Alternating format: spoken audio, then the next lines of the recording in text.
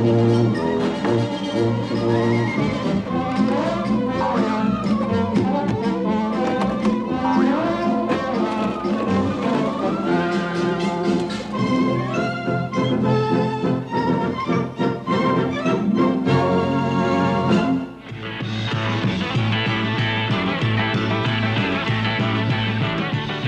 year I was chosen one of the 10 outstanding young men in America. It was a real honor for me.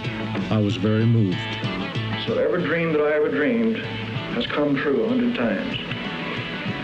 I learned very early in life that without a song, the day would never end. Without a song, a man ain't got a friend. Without a song, the road would never bend. Without a song. So I'll keep singing a song. Sure, they bought me a silk suit and put luggage in my hand. And I woke up high over Albuquerque on a jet to the promised land.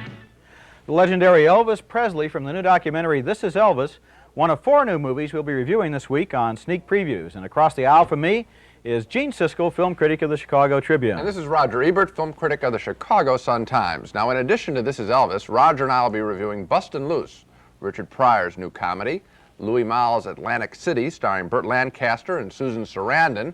And now Roger begins with Alan Alda's The Four Seasons. Well, Gene, The Four Seasons is one of the best and most intelligent comedies of the year so far. And it's a 3-way achievement for Alan Alda, who not only stars in this movie, but also wrote and directed it too. It's the story of 1 year in the lives of 3 married couples who make up a happy little band of close friends, for a while anyway. They have a ritual of 4 vacations a year together, 1 for each season. And here they are in the spring of the year when the film begins. They're having such a good time that Alda wants to do something goofy to make the occasion unforgettable. What are you doing? Hey, Oh. hey! I'm gonna make a toast. Again? Another one? Here's to us. Here's to apple trees. To cheese. Here's the cheese. Cheese. Wine and bread and laughter and life itself. It's beautiful. Sit down. What, again? I don't want to let this afternoon disappear without something to remember it by. Some memorial of our affection for one another. Yeah, terrific, but just don't wave your arms, okay? This is for all of you. So that we'll never forget this day. Yeah.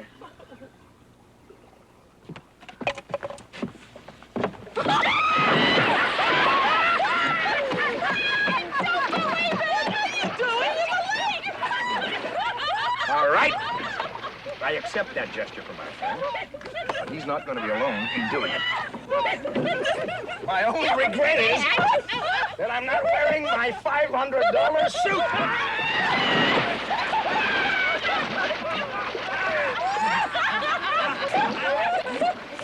I just jumped in with my dress.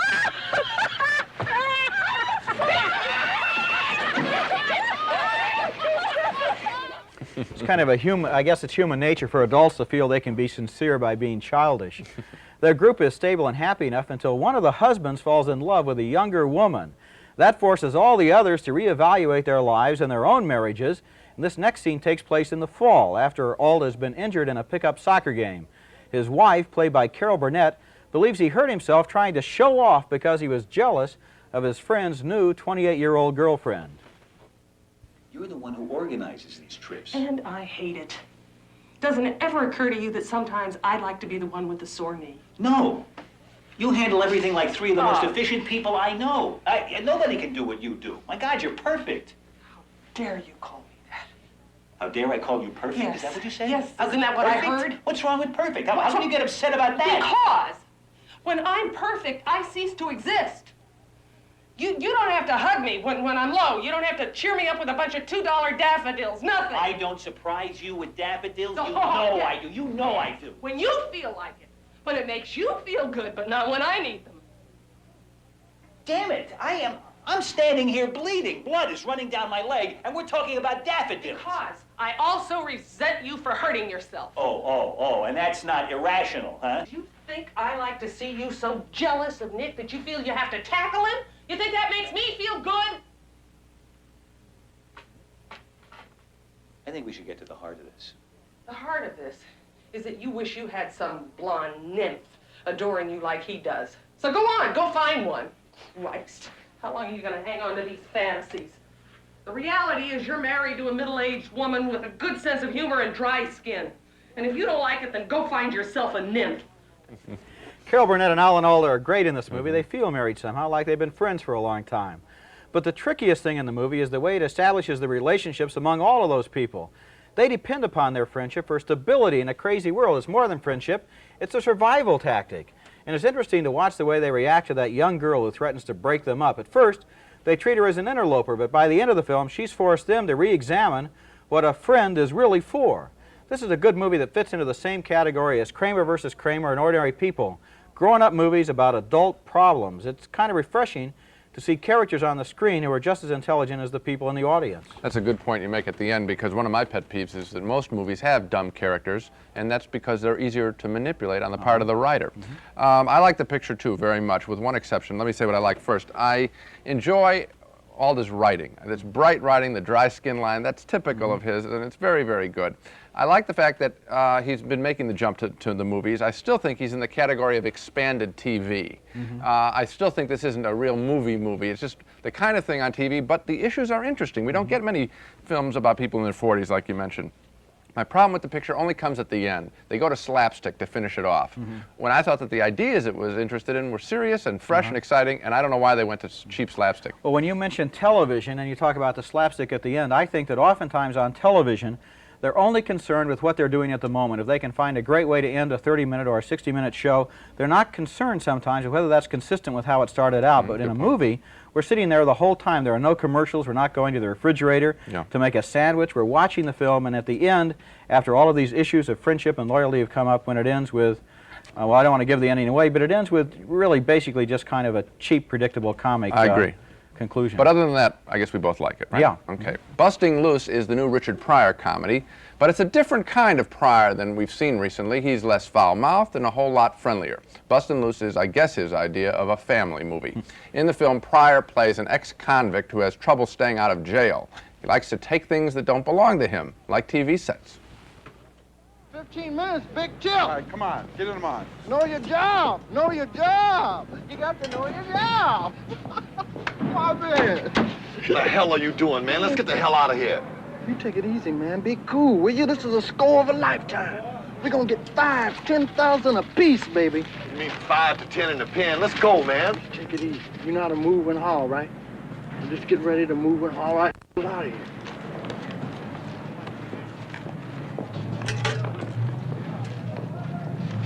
You know, my man?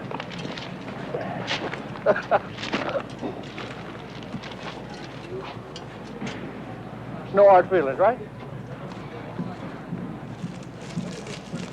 Right. All right, let's move it. Load that big screen TV. Now this bibbo wants the floor demo out there. So what's the problem? Give him whatever the East Philly store needs. Just mark it down. Will you at least check the registration to that truck out there? Registration? Wait a minute. Do I have to take this kind of abuse, man? Because I'm black? Is that why you pulling this? Because I bet you don't do it to the white people that come in here. Hey, I bet you don't do it to the white people that come in here, do you? No, we don't see television anymore, right? Okay, just calm down. We're having a sale down the East Philly store, man, and before the riot sale, black people are getting a chance to buy a television for the first time since the 60s, and this guy want to mess it up. Well, I'm moving this. If you want to help me, you help me. You don't have to. Get out of my way, man. I'm man. See what you did, man. Now, give me a hand with this. Let's go. Are you gonna? Come on, you've embarrassed me enough. Let's go.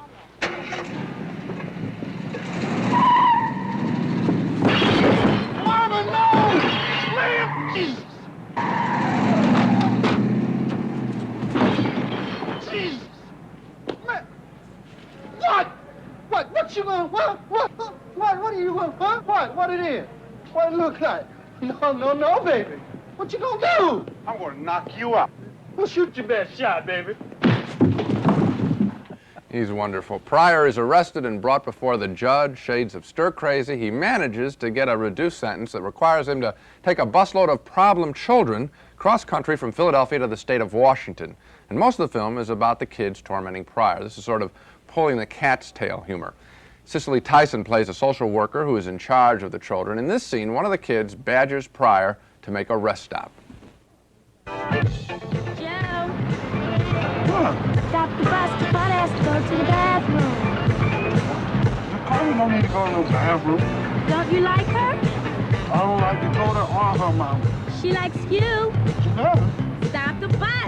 don't want to stop the bus. I want you to stop the bus. Shut up. Gee, buddy, stop the bus. Stop the bus. Damn, there's 2 bathrooms. You're going to stand in line? Why don't you use the other bathroom? Is something wrong with you?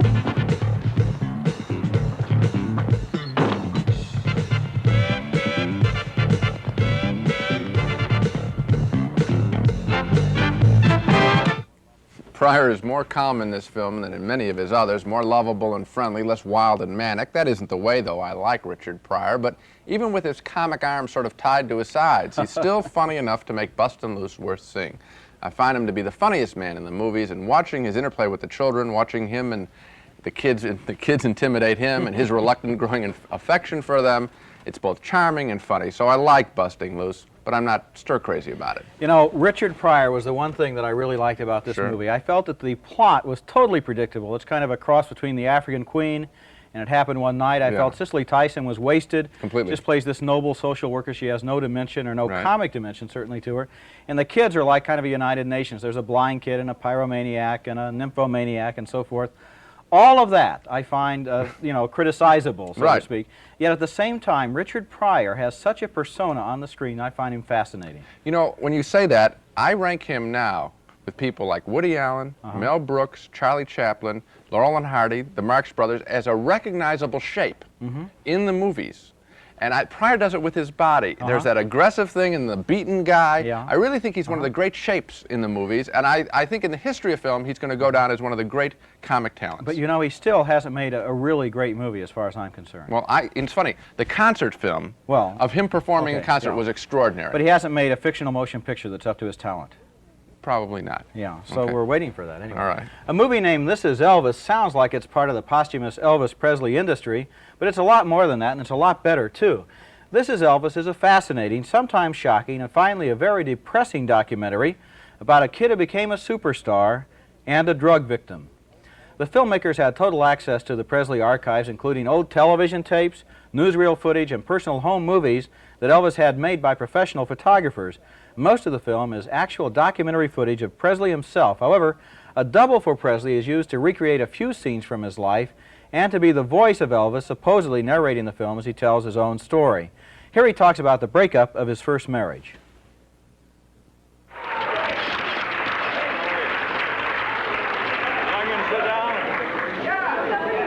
First of all, I plead innocent of all charges. Is your wife Priscilla with you? No, she's not.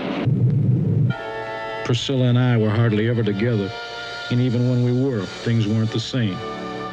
And one day while I was playing Vegas, Priscilla came to tell me she wanted a divorce. At first I was angry and hurt. It took a long time for me to accept it, but losing her really got to me.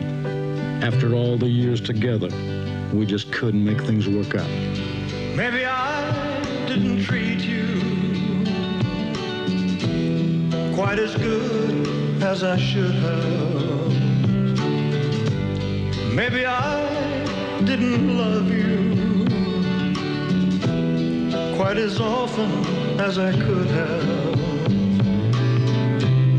Little things I should have said and done, I just never took the time. You were always on my mind. You were always on my mind. Maybe I didn't hold you all those lonely, lonely times. And I guess I never told you I'm so happy that you're mine. If I made you feel second best, girl, I'm so sorry I was blind. But you were always on my mind. A lot of the stuff in this movie has never been seen before, including those scenes of Priscilla and Elvis Presley. Those were found in a closet in Graceland, Elvis's mansion, after he died. So it's interesting. A lot of that stuff is really interesting. One of the horrifying things about this film is the way the young, cheerful, charismatic Elvis Presley gets hooked on drugs and gradually turns into an obviously very sick man who's forcing himself to keep on going through the motions. Now here are scenes from 3 different parts of the movie showing his development as a star and his gradual personal disintegration. First is Elvis's famous appearance on The Ed Sullivan Show in 1957. Here is Elvis. We'd like to tell you that to all the people watching and all you people that are here tonight that we really are thankful for all the success that you made us have and everything. This is my biggest record, and it goes something like this.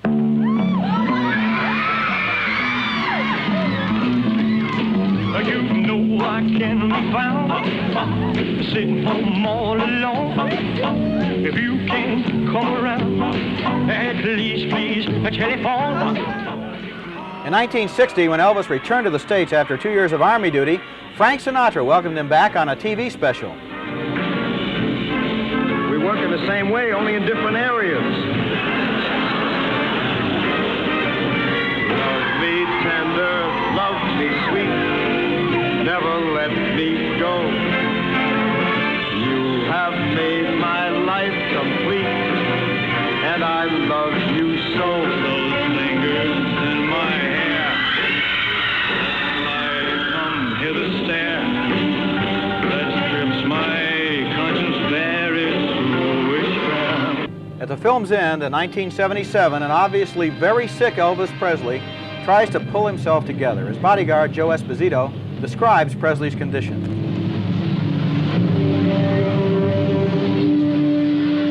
I whispered to Elvis to be careful stepping onto the stage. He was obviously way overweight, and despite his age, only 42, we knew he was in bad health. Through all the years I knew him, Elvis had taken great care to always look his best in public. It was tough for him, but now Elvis accepted his appearance, and so did his fans.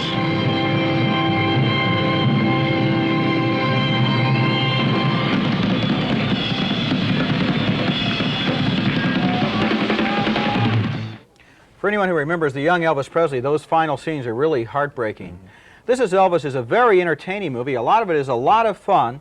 It's a chapter of American popular music history, but it's also the story of a man who was destroyed by drugs, even though and maybe because he was surrounded by money and friends and fame.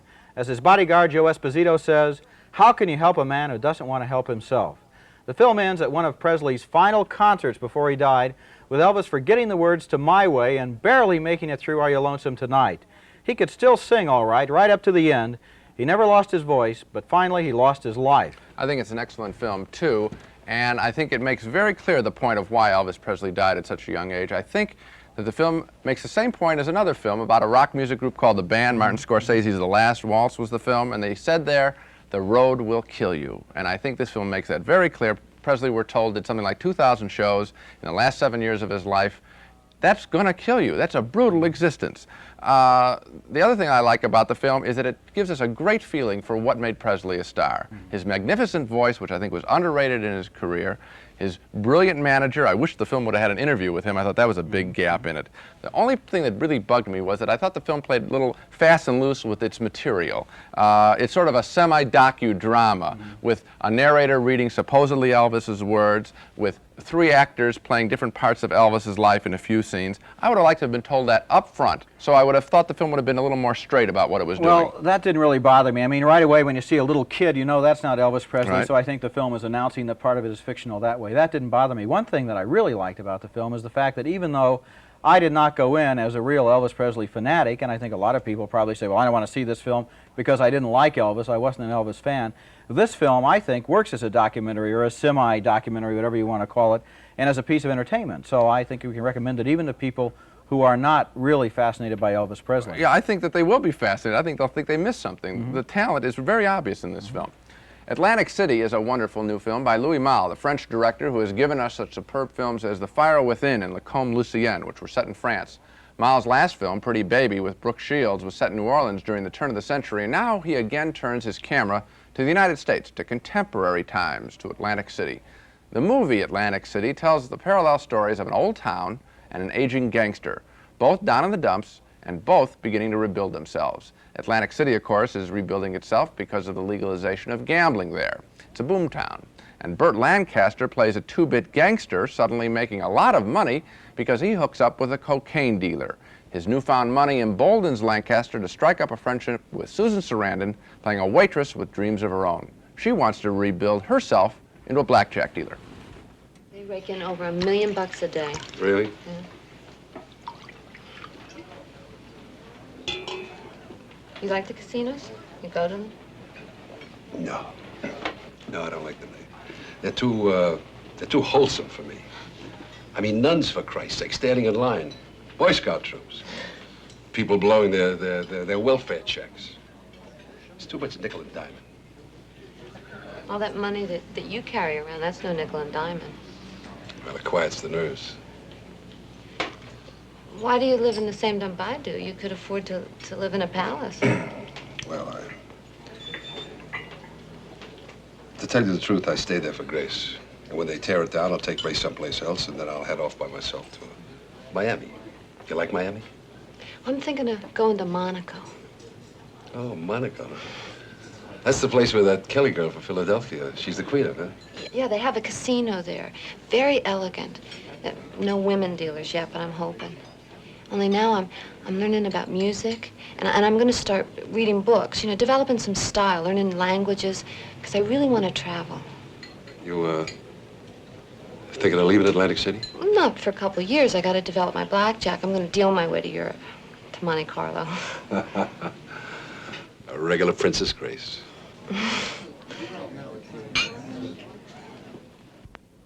Their relationship eventually is strained because of the root of all evil in Atlantic City, money. Sarandon believes she has claimed a part of Lancaster's dope money, and they argue about this in front of amazed spectators at a casino.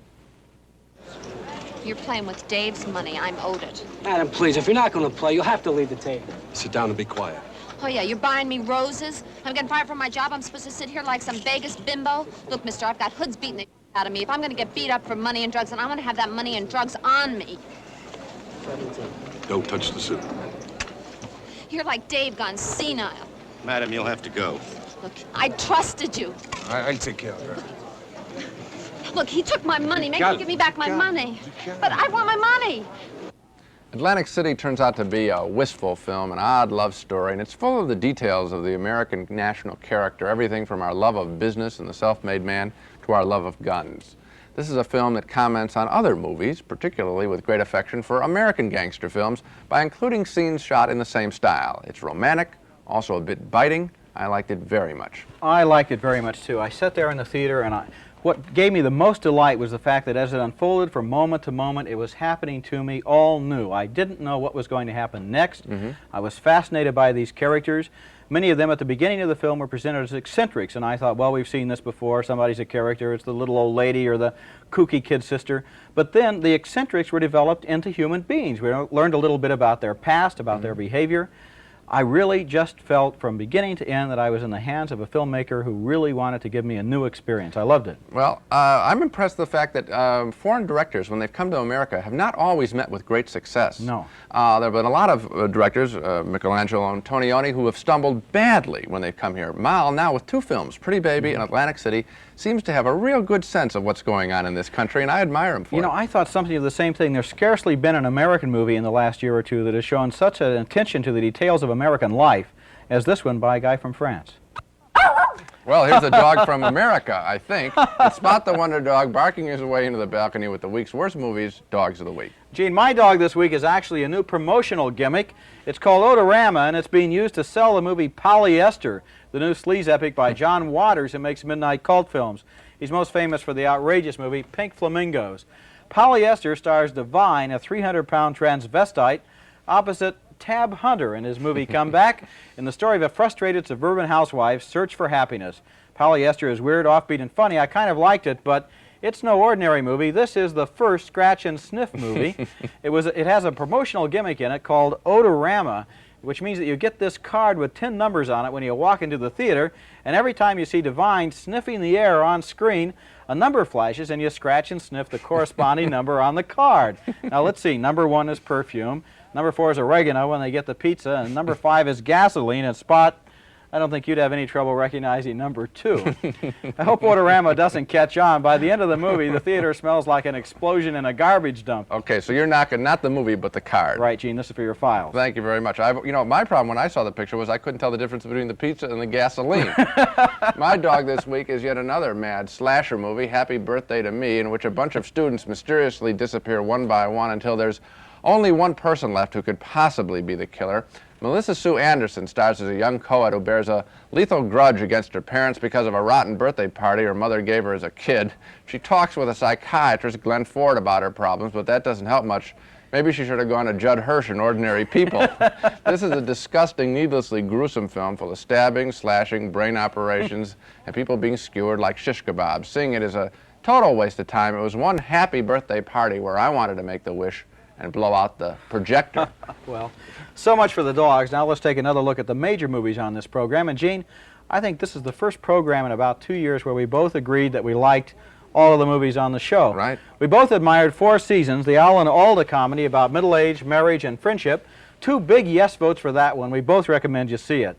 Bustin Loose starred Richard Pryor in the story of a bus driver on probation saddled with 8 untamed kids. And although we both had some reservations about the very predictable storyline, we recommend it too.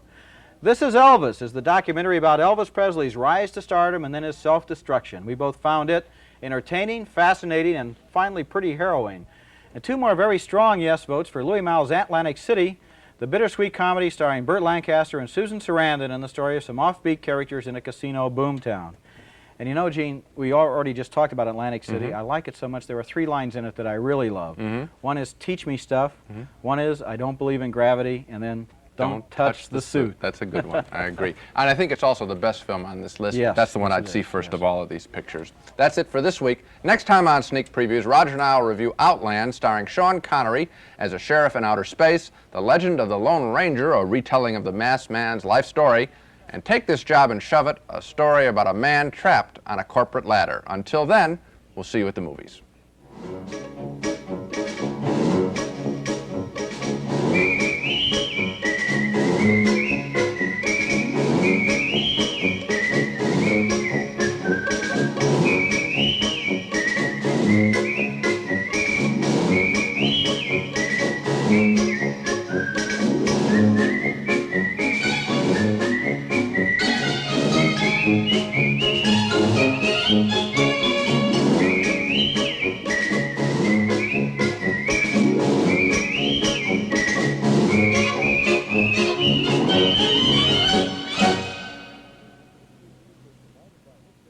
Funding for Sneak Previews was provided by this station and by other public television stations.